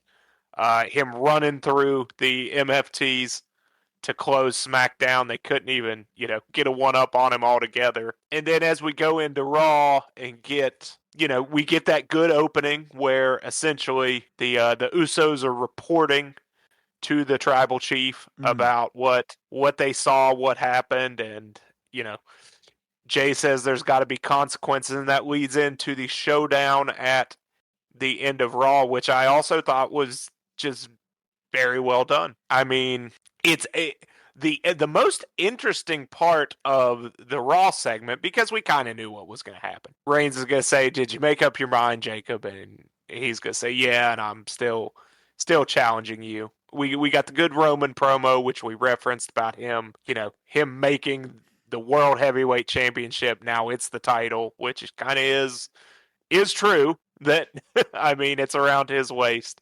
But Jacob comes out and says, you're in your main event bubble. I thought it was interesting that Jacob went back and goes, "Hey, it wasn't you that helped me and brought me in. It was Solo." So him still playing with, even though, he had a match with him and that stuff, it still has Jacob still seemingly having this loyalty to Solo, gives us a lot to play on in the future. I'm glad they haven't just dropped that. He's still, I love you, Solo. He's still got a little love for Solo, which I appreciate. At least he hasn't forgotten the history. Yeah, it's interesting. They give him the Tongan death grip, which is great, and that I like the way they played that. That Roman's not going to give him this match because he's not going to tear the family apart. But Jacob attacks him, hits him with that death grip, and it pisses Roman off enough that he just goes, you know what, you got your match. Which I really, really enjoyed and appreciated. So I'm digging it all so far. I really am. Yeah, I find it interesting. And what on Raw? It's seemingly Jacob Fatu would be the babyface here, but Roman is so over that people are just cheering him, and Jacob's actually getting booed on Raw because he's attacking Roman Reigns, which is interesting. And I like that babyface champion tribal chief is still kind of just the same tribal chief he always was. But now people just love it so much they're going to cheer him. And I think that's cool. I mean, look, that's Randy Orton in a nutshell too. You know what I mean? It's like, yeah, Randy's heel Randy, and you boo because he's doing these heel tactics. But shoot, at the end of the day, when he and Cody were trading blows, the boos were headed Cody's way. And Cody's clearly supposed to be the good guy. But, the fans choose who the fans choose, and they chose the tribal chief in this situation. And honestly, I saw somebody online talking about, is this a heel turn for Jacob? I don't think it's necessary. No. I don't think it's necessary to try and play heel here. The tension is in the family drama. And you know what I'm saying? And not in the fact that Roman is the good guy and Jacob is the bad guy. Jacob's got his reasons for wanting to be the champion. He don't care nothing about being the tribal chief, but he needs what the tribal chief gets, which is the money and the jets and the access. He needs all these things. And you've had enough corroboration from Jimmy and Jay with regards to understanding his motivations to not paint him into the heel corner. But not every feud needs to have clear-cut good guys and bad guys. It just needs to have a story that pits two people against each other with real stakes that matter to people. And that's what this feud has. It has stakes to it that matter to both parties involved. The story is written well. And I think the performers are going to deliver. What is interesting to me is what it is that you brought up just a second ago, which I hadn't really considered, which is Solo Sikoa's inclusion in this, right? Whether Jacob was praising Solo or whether he was telling the truth or telling his truth to Roman, right? However you slice that, the end result is what we were talking about earlier, or at least what I brought up. And I brought it up as a negative at the time when I was talking about how the Wyatt 6 low mid-card vortex pulled the MFTs down into oblivion. But Roman's comments about Solo were not flattering at all. And it kind of served to belittle Solo to being nothing more than a person who believes they have power, but in actuality, they have nothing. And I wonder what Solo thinks about that. You know what I mean? I wonder what Solo thinks about that, because on SmackDown, we had both the Usos and Solo and the MFTs offering their support to Jacob. And Jacob turned them both down and went his own way. But I wonder, does this bring Solo and MFT into this picture? Because Solo's not about to sit here and be disrespected by Roman. Solo believes he's done his own thing. He's built his own thing outside of the bloodline, right? And numerically speaking, they got the numbers over Roman, Jimmy, and Jay. And, they could try and lend their support to Jacob again. It opens up some doors here that I did not realize were on the precipice of being opened. And I like it. I like it. I didn't think about that. And I'm glad you brought that up because it makes me like this more. Here's something random I was thinking that has nothing to do with what's going on now. Okay. Is there ever a time or a possibility where we get like a fully united bloodline just trying to run everything? And then it's almost, I don't want to say it, but it's almost like WCW versus NWO levels of like everyone else versus this united bloodline that's just an unstoppable force. All I can say to that is it will be hella interesting to see. Yeah, I wonder if they could pull it off and it wouldn't be too similar or have the same trappings of the NWO stuff. I think you could do it completely different than the NWO stuff, just because you've already laid so many seeds that you could germinate to make this make sense over the course of some time, right? Time, future tense wise, because you need time to build the story out in a way that the fans can digest in the moment. But also you've got seeds that have been in the ground that you've already kind of laid out, right? You've already kind of laid out a couple years ago now. It's crazy to think that, but you've already kind of laid out the idea that Dwayne sits on the board, right? You've already laid out the fact that Roman is the chosen one, right? By The Rock. Then you lay this story out where Roman gets to show up when he wants. He gets to be booked when he wants, right? He gets sent on the TV shows even though he's not the champion, right? Roman's dropped these hints that like we this, we that, right? We made these decisions. We decided to bring you back. We brought you out here to sell t-shirts. You know what I mean?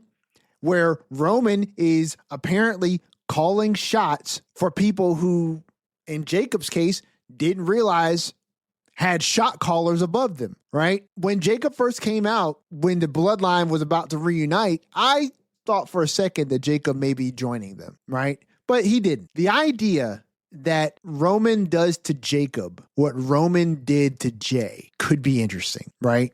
That he beats Jacob into acknowledging him. Now, maybe it doesn't look exactly the same, but he's already laid out the terms of this match, right? With Jacob.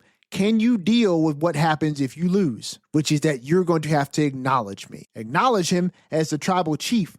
We already know what that means, particularly if you're Samoan, right? That means you're getting in line. You get in where you fit in. You get down or you lay down. And that would essentially mean that Jacob would fall in line if the storyline, if the history has anything to say about it, right? So that would mean you got Jimmy, Jay, Roman, and Jacob, right? That's 4 people right there. Now, Solo got something to say about it. Solo's got his MFTs, right?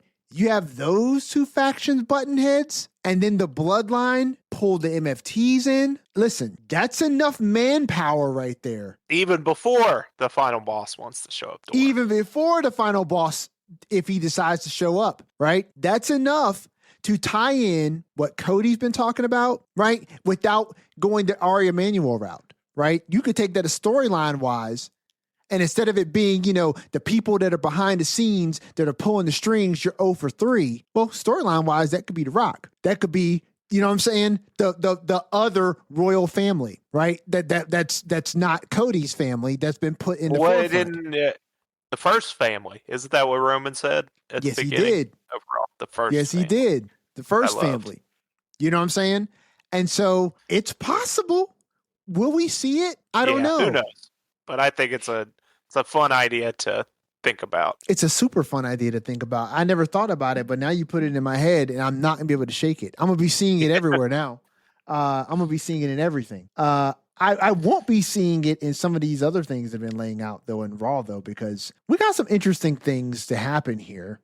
I'm going to skip over Seth and Braun because I'm going to come back to that. But so Becky had a really saucy promo against Io. Mm-hmm. This is going to be good. This is going to be very good. I guess I didn't peg Io as her next challenger, but seemingly it is. But we also are not going away from Asuka versus Io. We are not, because we got a video promo from Asuka, which I loved. I think she's always been good in those pre-tapes. Yeah. I think we're going triple threat. Maybe not right away, but I think that we're going to obviously get Io versus Becky Lynch at Backlash. You think? I mean, she did beat her this week, granted, with Asuka's involvement, but Oh, I forgot. Dude, Becky's got to was do I watching something. this?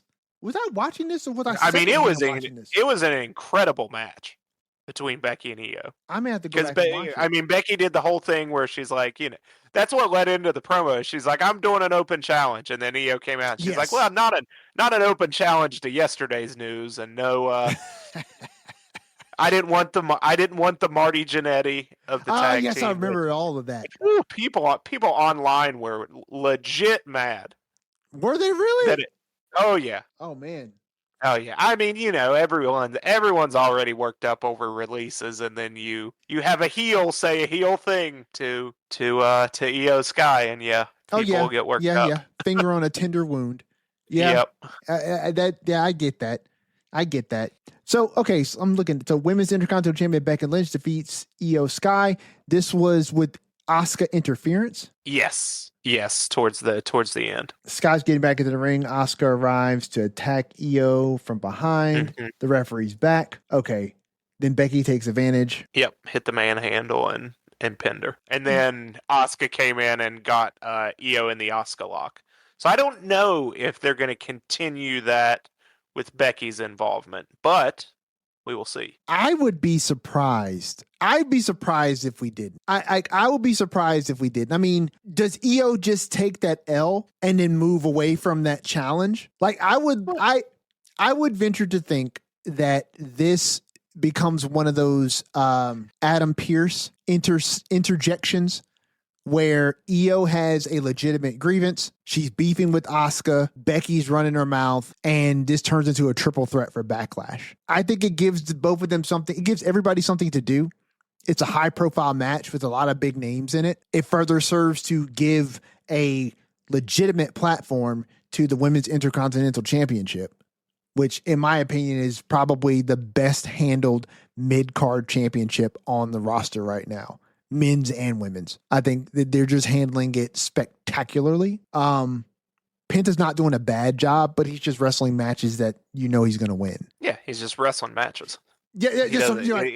There's not a story beyond I have the title, someone else wants the title. Exactly. Which do any of the other mid card titles have a story beyond that right now? I mean, Trick and Sammy, but that's new. I mean, That's been the failing of the mid-card titles for a while, outside of Becky's involvement, is that It's been reduced solely to every single title is, I have the title, someone else wants the title. Yes, agreed. And I think the With reason nothing on top of it. Right. And that's why I think that the Women's Intercontinental Championship is being handled the best. Not because I don't think that the Men's United States Championship is being handled much better now, but I think Becky just has a longevity. She has more time. There's more time invested in where that story currently is. And I think you could get there with the U.S. Championship if you keep it on Trick long enough and you build some really good stories around it, like you're doing with him and Sammy, right? So they just got more time in. But yeah, I could see them going triple threat. I could see them moving away from it if you're just trying to get to the Asuka Io aspect. That's where I think things are headed, is they're going to finish that up first. Where does that leave Becky in the meantime? I don't know. I think we'll probably get another week of her disingenuous open challenge of sorts, but we'll see. I mean, it's like, how many weeks we got till Backlash, though? Backlash is approaching quickly. Is it? I don't think it's. I think it might be a couple weeks away. Oh, yeah, May 9th. Yeah, so, I mean, it's like that's approaching quickly. Next Saturday. So I don't think Becky's moving off into another anything before Backlash. I think you get this triple threat maybe between her, Asuka, and Io.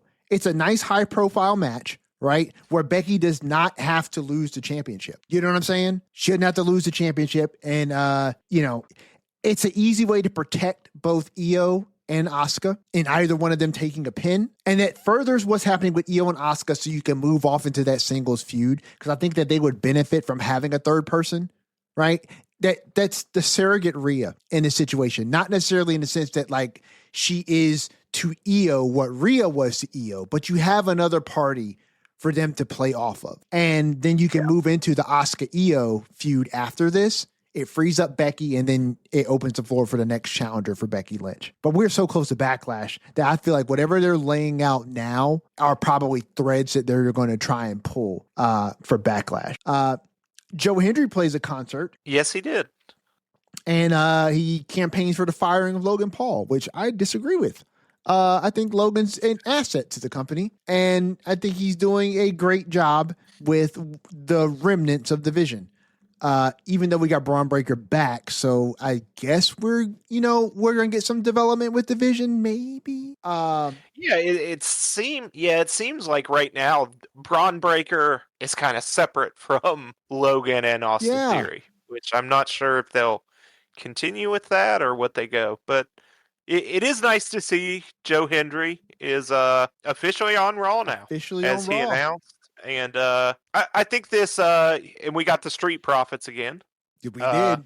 Saving Joe Hendry, and they are, as we mentioned last week, both in great shape. So they both spent their time away well. Montez beefed up, Angelo slimmed down. So good look for both. I think that could be that's going to be an interesting feud and a great match whenever it happens. Yeah. Logan in Theory against the Street Profits. That's going to be a really good, fun tag match. Yes. I'm still enjoying Logan and Austin Theory. I think it gives them both a really good platform. I think Theory's been good in his role. I'm glad to see him kind of back with, some sort of place after a long time of him being absent. The Waller stuff was okay, but it wasn't as good as this. I think this fits him way better. He's in a way better position on the card. That's for damn sure. Oh, for sure. You know what I mean? He's in a way better position, and he's got some gold around his waist, so that works in his favor as well. Will he ever be able to step out on his own and be viable in that particular space? It genuinely remains to be seen. Every time the man comes back, they stick him with somebody. And so, it begs the question, but, it'll answer itself in time. But no, I'm enjoying what it is that they're doing too. I'm interested in what it is that they're building with the Street Profits, right? And not just the Street Profits coming back and challenging Logan Paul and Austin Theory, right? And handling that tag team aspect of things, right? But they've come to the aid of Seth Rollins. They did last week. Well, I know where you're going. And this was a great backstage segment. Yes. It was when I believe the Street Profits were back there with Joe Hendry, right? And they told Joe he needs to get a red shirt now because he's on Raw. Yep. Which is against his branding entirely. But so then Seth interjects, and I guess he's going to tell them thank you. At least is what it seemed like.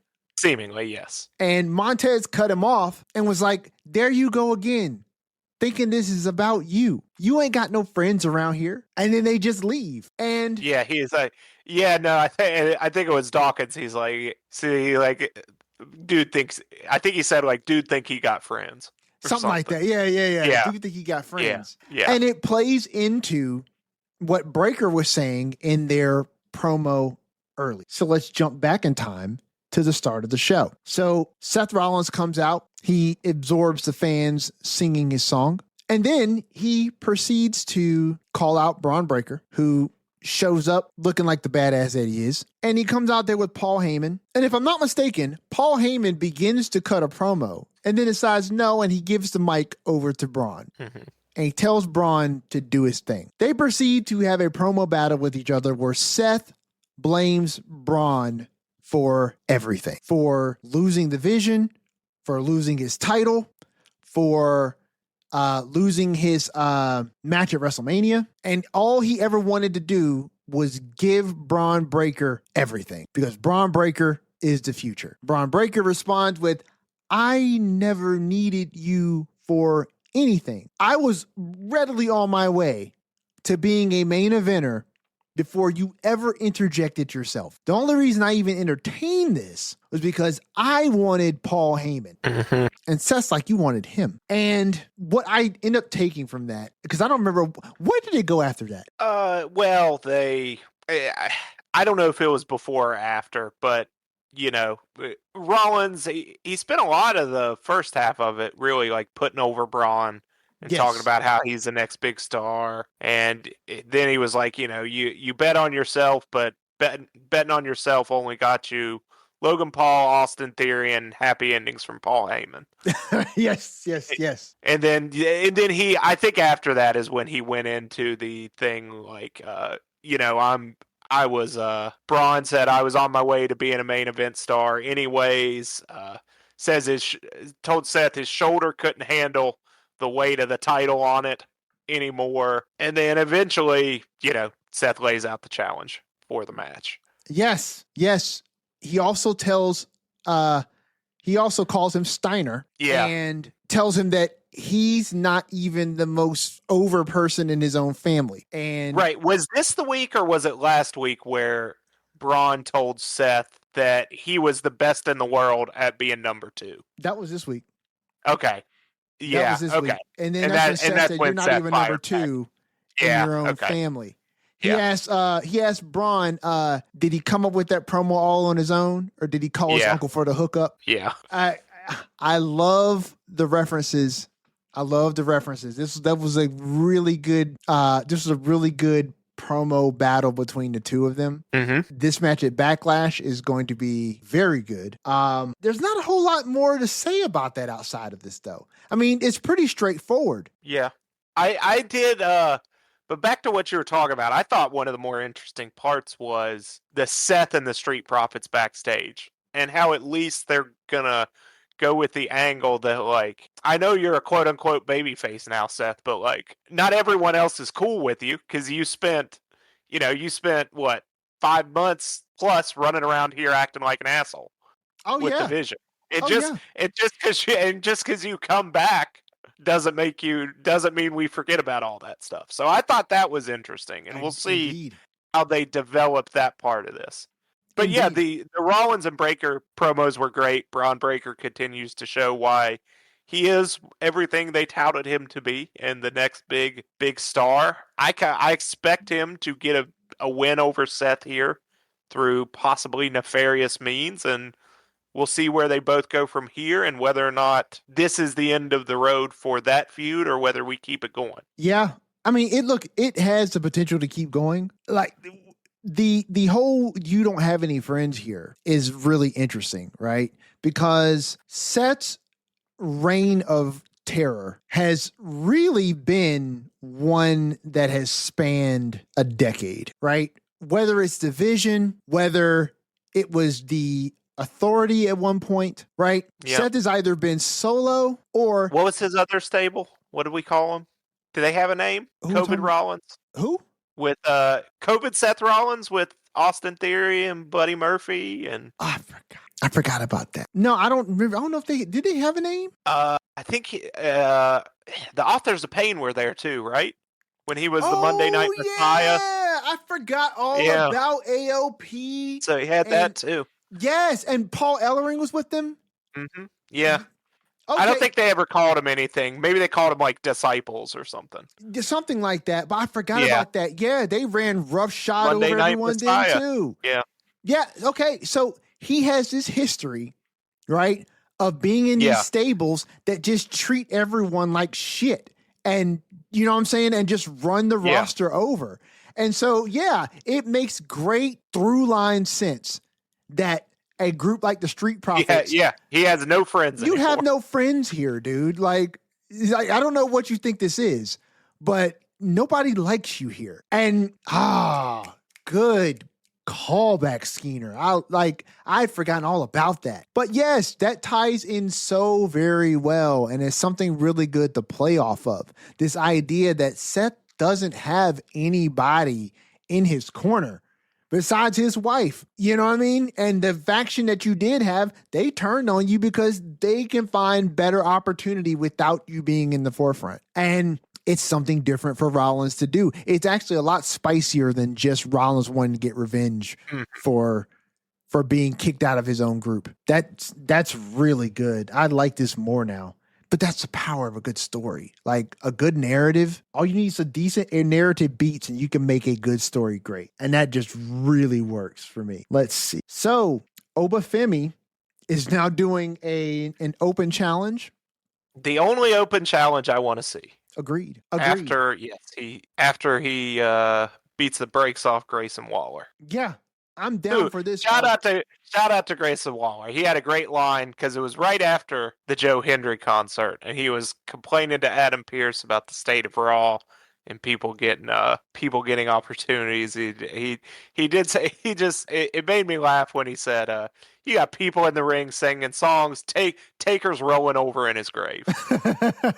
I enjoyed that. Now, listen, I agree with you 100%. I think that this open challenge is going to be interesting because I don't think you're going to get a bunch of bums that are coming into this open challenge. I think this open challenge is probably to set up something bigger. You know what I mean? Like, this is just a gateway to bring in someone who is going to be framed as a decent challenge for Oba, even though Oba is not going to lose. But Oba is the new Brock. And I think he is probably going to be wearing gold sooner than we think. And I think this may be setting up to set him in a position to be in the upper atmosphere of championship titles in WWE, which I think is probably going to bring him up against Cody at some point. Really? I don't think he's winning a championship until he beats Roman Reigns for the title. Yeah, well, yeah, he is on Raw. I think it may be a bit, but we'll see. We're a long way away from 43. I think that is his destiny. I think they think enough of Oba Femi that will be his to do to dethrone Roman Reigns. Well, I don't think Roman's going to be holding the title like he did last time. I don't think it's going to be another 4-year title run. No. For Roman, but he doesn't need it. He doesn't need to do that again. But listen, we are a long way away from 43. And, it could be a thing where, Oba challenges Roman at 43 and that be the deal. I thought that it was, so switching gears, is Roxanne going to be leaving the Judgment Day? They are seemingly playing that up. Yeah. She's inviting, or not inviting, but permitting the persona non grata into the clubhouse. Yeah. And look, she already had this look of misgiving or something adverse after talking to Liv. Trouble, that's me. You know what? I'm not gonna. I'm okay with that. I'm okay with that because to see the turnaround for you from not being really on board with that to now it's on our soundboard. I mean, it's actually incredible. I can't believe I didn't realize that. But yeah, it grew on me. Fast too, real fast. But listen, it's a great interest theme for her. It's a great interest. It fits, yes. It fits her to a T. And I think Roxanne seemed like she had some misgivings about something to do with Liv after their little conversation in the clubhouse. Liv was talking with her about Finn and knowing that Finn had brought her into the Judgment Day, but Finn was a traitor. And, they played up this idea that they didn't really show on screen, but it's fine narrative wise, that Roxanne has an affinity for Finn. She looks up to Finn. And that Finn brought her into the Judgment Day and that they are close. And that Liv knows this, but Finn was a traitor and he needed to be removed, and Finn has been removed. But Liv believes in Roxanne, and Liv believes that Roxanne can be a champion and that she wants to help her and Raquel win the tag team championships. So she's going to be out there in their corner, and Roxanne thanks her, but then says, "Can I have a minute? I'll be out there in a moment." Liv leaves, but Roxanne already has this look on her face that she's conflicted about how she feels about Finn's excommunication. In comes Finn, whispering, telling her to be quiet. And then she immediately starts talking really loud about, "What are you doing in here?" Yeah. But I like what it is that they're doing here. I don't know how long Roxanne is for the Judgment Day, but listen, if the Laredo crowd was any indicator. Well, I think about how sad Vince was, that Roxanne got the big win in her hometown. Oh yeah, because that's not supposed. He's probably rolling over in his bed at that one, because the people who you like should never win in their hometown. They should always take the L. Get the heat. Get the heat. But no, she got a big win in front of that hometown crowd, and they were hot for her. Yeah, they really were. They didn't want to see anybody else but Roxanne. And shout out to Corey Graves for stating that, of course, they would cheer for her. She's the only good thing that ever came out of Laredo. And listen, Corey Graves is great too.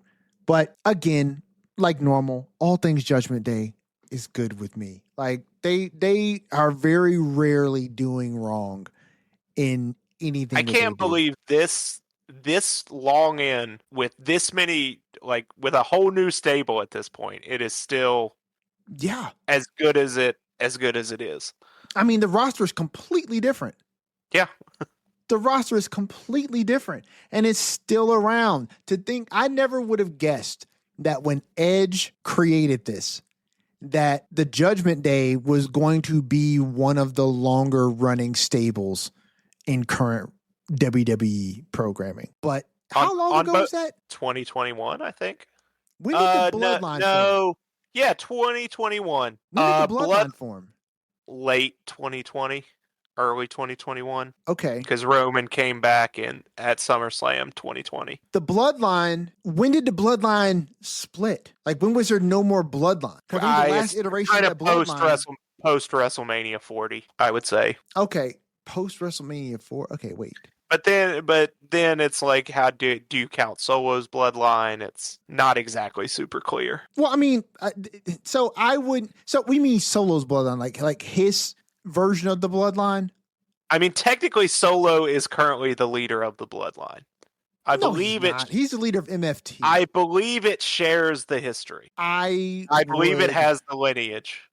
Which means it is currently going. I would disagree with that. Yeah. I would disagree with that. Like, it's a different name. It's a different name. The composition is completely different. And but that's what I mean. Then when do you say it ended? I'm trying to remember when Roman lost Jay after the Sami Zayn, Kevin Owens situation, right? That's when Jay walked away from the bloodline.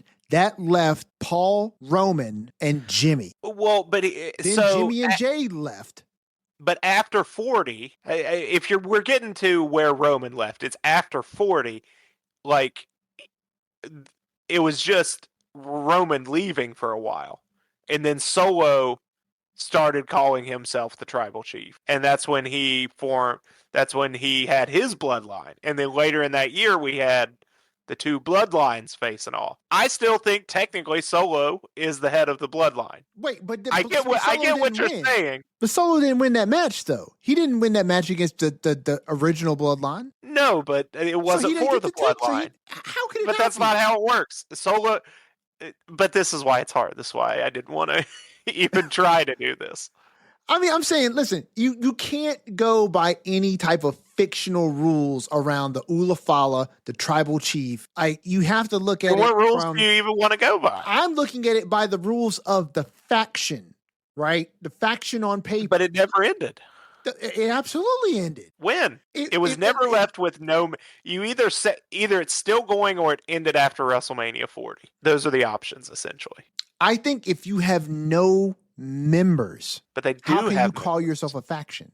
But they did. They had a member left, Solo, and then he added a bunch of people. That's when he brought in Tama and Tongaloa, and then JC, and then eventually Tala Tonga. Okay, if I had to then say, I would say the second that they rebranded is when the faction ended. Because I agree with you. If Solo was still on Roman's side after 40. He technically was, but the storyline was Roman got upset because Solo started calling himself the Tribal Chief when the Tribal Chief wasn't around. Well, but that's what I'm saying, right? So, right. I would say then that after you had Bloodline versus Bloodline 2.0, right? And the OG Bloodline beat I believe it was billed as the OG, like the OG bloodline against the bloodline. Right. That's where OTC came from, the original tribal chief, right?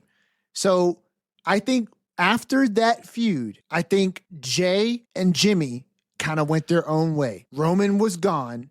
Solo and his crew rebranded as MFT. And that, to me, is the end of the bloodline. I think that's the end of the faction of the bloodline. So that ran through what? When was the bloodline versus bloodline? Survivor Series of 2024. Okay, so if the bloodline started in 2020 and then bloodline versus bloodline was in 2024, Judgment Day started in 2021.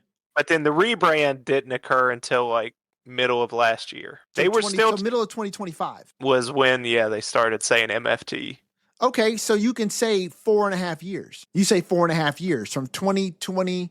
2020 to it'd be 5.5 years. So you say 5.5 years. No, it was like middle of 2021 when like the bloodline became a thing. Okay, so then it's 5 years. This is less important than we're making it. It is. 5 years, right? That's roughly 5 years. Yeah.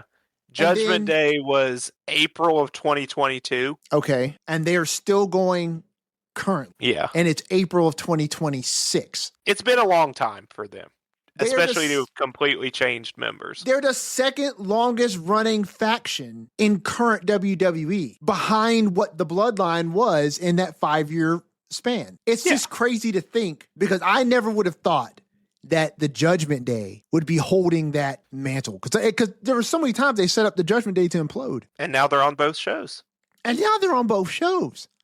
Truth and Damien are the Judgment Day on SmackDown. And according to Truth. How long has Alpha Academy been around? Probably not that long. But that's still technically a thing. It is technically still, because Otis and Tozawa are still technically Alpha Maxine Academy. is still technically part of them, I believe. Is she, though? She still has Oh, here we go. Here we go. Alpha Academy is still a thing. Was established in 2020. So all this was for naught, because Alpha Academy is the longest running stable. You know what? I was going to say, does a tag team count as a stable? But Maxine's still there. If Maxine is still okay, that's the last I'll say about it. If Maxine there you go. is still considered part of Alpha Academy, Alpha Academy holds the record right now as the longest running current faction. If we're not WWE. counting New Day. See, that's the thing. When it drops to a tag team, is it still a faction? I don't know. You know what I'm saying? Like if it just drops. Ask Grayson Waller whether or not he thinks he's a member. Well, I mean, listen. Would you consider Motor City Machine Guns a faction? Would you consider Fraction a faction? No, but you see, this is why it's tough. Yeah, I would say that if you're a tag team, you're not a faction. So it seems like the answer is Alpha Academy. Yes, because Maxine is technically still a part of that. There you go. So, move over Bloodline. Step aside Judgment Day. Mm-hmm. Alpha Academy all the way. They're all chasing the Alpha Academy. Throw your A's up. Is anybody doing it? No, just me? Okay. Mm-hmm. Alpha Academy. Chad Gable made 2 stables that are still going on and isn't a part of any of them. Alpha Academy and American Made, the Creeds and Ivy Nile. Oh, they are still employed. Mm-hmm. They are still employed. I'm surprised their names were not on that roster cut. They've done nothing with the Creeds. No. Nothing. Do we think nothing? I mean, how much longer is Chad Gable for it after he loses his mask? So I don't think. I like Chad Gable. I don't. You don't think he's gonna? Go ahead. I think Ludwig is going to lose the mask because I think he's going to lose the mask because he's going to get his own persona. Yep. Yeah. Okay. I can see that. Yep. I think he's going to lose the mask, and I think he's going to get a new mask. And I think that he's going to be El Grande Mexicano. And yeah, I could see him because, I mean, you've talked about how popular he is. He could probably be a big baby face with a new persona. Oh, yeah, because he's huge there. How much they like him already and how well he can speak the language. Yes.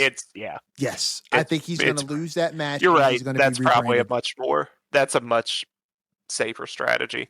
and just keep Americano as the hated heel down there. Yes, and then be the opposite in the States. Because they still cheer for Gable as Americano here. So, Yeah. And I guess we end the show, our show and this show on Raw, with Jacob and Roman in the ring. And as we stated before, Jacob didn't need a week to think anything over. And it ends with a tongue and death grip. How Jacob busted his lip, I have no idea. Yeah, I was thinking the same thing. He must have just he must have got tagged by accident. Well, maybe like when he went in for the grip, like he hit Roman's head or something. But maybe it's interesting. He has not done the tongue and death grip before. No, it's right? new for him. That's new for him. Maybe one of the Tongans taught it to him. Maybe. Listen, we could play on that. I like evolution. I like the evolution. You know what I'm saying? Like add new things to your repertoire. And listen, that's where you keep your whole persona nice and fresh, is add something that does not require you to jump off that top rope. You know what I'm saying? Like he can do it well, but if you can add a different finish so that you're not putting your body in that type of position week in and week out to win matches, yeah, more power to you. And the tongue and death grip is a legendary hold that no one is using. Yeah, and I feel like they gotta talk about that, right, on SmackDown, because Haku is the father of Tonga, Tama, and Tala Tonga. Oh yeah. Oh, he is. I did not know that. I believe they may all be adopted, but that is their father. Okay. Yeah, I'm not sure. Well, no, maybe. I don't know. I don't know. All I know is they're all brothers. One or multiple of them may be adopted. Not that it matters in this, but he's using the famous hold of the father of a lot of those MFTs. So to not address that seems like it would be a miss. I would love for someone to bring that up with the expressed intent on trying to sway Jacob to side with them or to utilize them as, you know what I'm saying, as his help. Because he's already kind of aligned. He's already clearly aligned himself against Roman, which means he's aligned himself against Jay and Jimmy, right? So and it's not an accident, I think, that he brought up Solo again on Monday. Where he's like, hey, it wasn't you that brought me in when I was down. It was Solo. Yeah. Listen, your theory could be right, Skeena. This could be leading into something that brings these two factions of the Samoan family I'm not predicting it. I just think it would be cool if, like, I don't know, maybe if one day we do get Rock versus Roman, and then the fallout after is like, what if we just united the family? It just took over everything. Yeah. I would love to see it. I genuinely think that the Rock versus Roman ship has sailed, but nah, I don't think Rock's putting that weight back on. I don't think he's putting that weight back on. And I think that's probably, and honestly, if I'm being real, if I was a professional wrestler, there'd be two ways I'd want to go out, and neither one of those would be on my shield, right?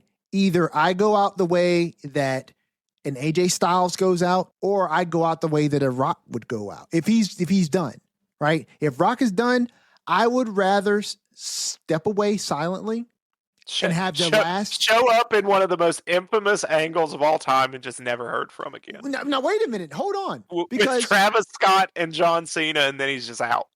So yeah, I guess that's the last time we saw him. That did happen after 42. I mean, after 40. Yeah. I would rather have my last appearance in the ring be at the best. Yeah, 40 would have been cool. You know what I'm saying? And just kind of like let that be it. But yeah, I mean, listen, if the reports are true, which it doesn't seem like there's any reason for it not to be, it makes total sense. But like he had some sort of potential heart condition that his doctor told him, you know, his diet, his size was putting a lot of strain on his heart. And The Rock was like, okay, nope, that's it.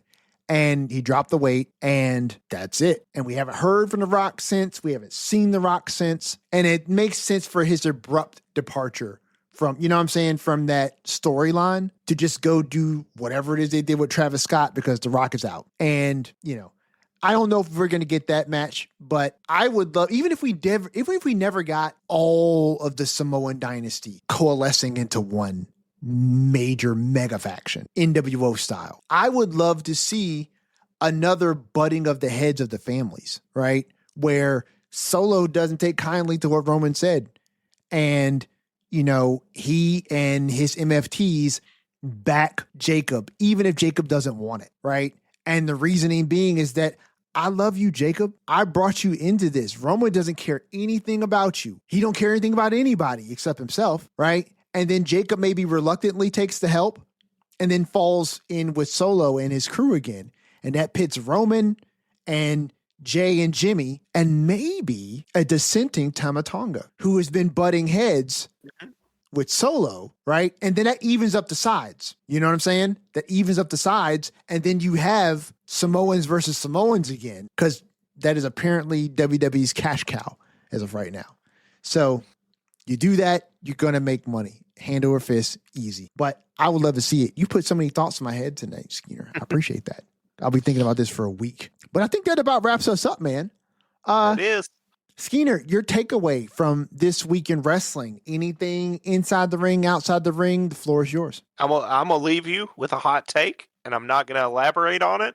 And if anyone has issue with it, drop us a DM, send us an email, tell me how wrong I am. Okay. Most underrated, underappreciated performer in WWE history, Solo Sikoa. That's interesting. That's interesting. In history? In history. Definitely in the modern day, for sure. In the history. I have to think about that. I have to think about that. For me, okay, let me just be honest. I think for me, the takeaway is WWE as a product is good. Do not allow yourself to be lulled to sleep with regards to what it is that we are all consuming. This is a company that is going to make company decisions that is right for the company, not decisions that are right for you or me or us fans of this product. They are going to do what is quote unquote best for business. It used to be a part of a storyline, but it is actually the reality. It is the behind the scenes. It is the uncut, unseen, uncensored part of wrestling that is always going to be there and is going to continue to grow larger as this company grows and gets bigger and bigger and bigger. I would expect to see more situations like what was surrounding WrestleMania 42. I would expect to see more situations that resemble Cody versus Roman that gets usurped by The Rock, and then course changing and course correcting because it wasn't the decision that everybody wanted to have, and then inserting Travis Scott into this situation, and then inserting Pat McAfee into matches that nobody really wants, and going for big money deals that don't make people happy, and pulling WrestleMania from one place to another because there's more money to be made where they want to go. This is a different product. This is a different company. Enjoy wrestling for what wrestling is. That's what I show up for, is the stories, the matches, but do not be fooled. Stay woke. Don't fall asleep, because these companies like this are no different from any other. They don't care about what you think. They care about what them dollars bring. And that's more revenue for their shareholders. Don't ever forget that. Don't ever forget that. But wrestling is fun. It is, in Simon Miller's words, it is the most important of the least important things. So, enjoy it, recognize what it is, and enjoy it anyway. Skeeter, please let everyone know where they can tune in each and every week to season 2 of this amazing podcast called The Lariat Lounge. Season 2 of The Lariat Lounge is coming at you once a week, every week.